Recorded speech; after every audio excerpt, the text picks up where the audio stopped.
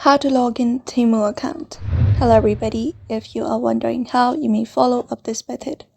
So go ahead and download this application Temu and open it up.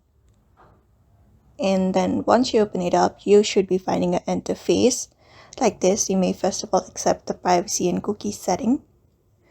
And then what you need to do in order to log in is here in the bottom, you should be finding U option. You may go ahead and tap on it. And after tapping on it, you should be finding sign in or register. You may go ahead and tap on it. And here, if you are logging in, if you have created an account using Google, you may tap on the first option. If Facebook second, if email third, and if phone number, you may use your phone number in order to log in. So let's go ahead with the manual process of email. So for that, what you can do is, in this email section, you need to enter up your email address and continue.